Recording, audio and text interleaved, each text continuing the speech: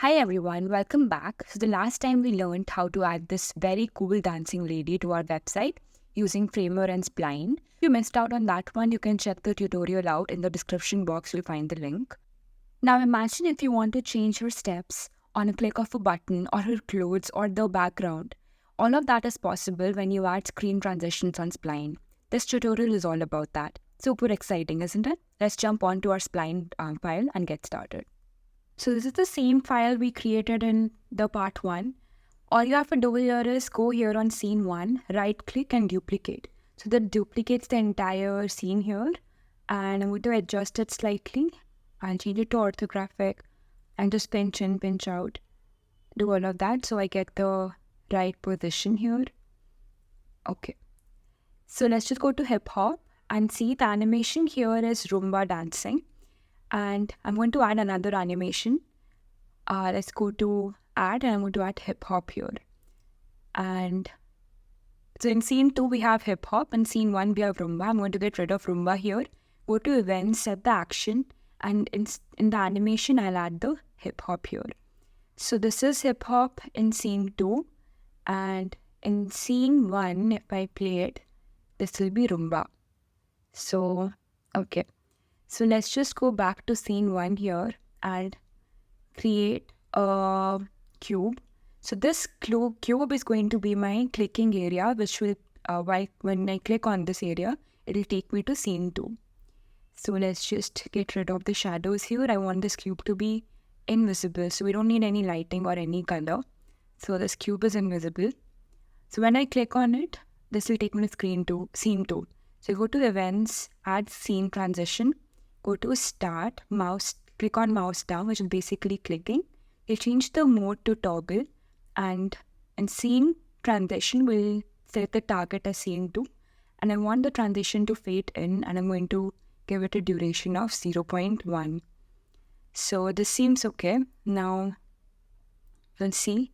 In scene 1, you see the Roomba happening, and when you click on it, you move to scene 2, where you'll see the girl doing hip hop.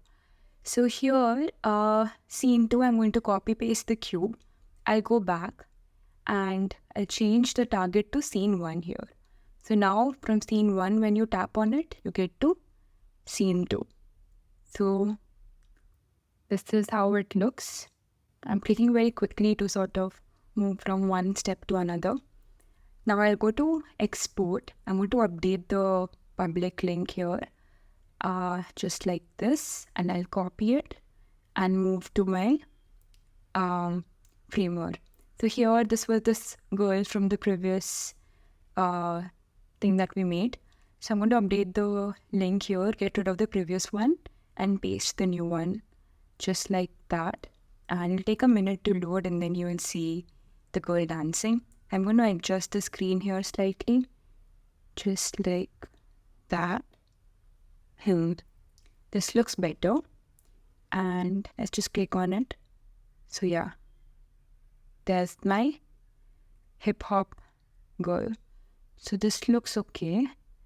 Let's just go back and change the color here. So I'm going back to the layer, selecting the shirt.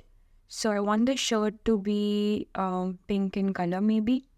So just to add that little transition, and let's just update the color of the pant to something pinkish. Okay, this is a very minor change. So now when you go from scene 2 to scene 1, you will see how this changes. Okay, so let's just update the public link again, and once that is done, we'll copy it and go back to Framer and update the link here as well. So now this is done as well. It has been updated on Framer. And let's just check out when we play it. Slightly glitchy here because it takes a minute to load. And when you click it, it moves to your second step. Okay. So now next, let us just see how we can add a background color if we want to.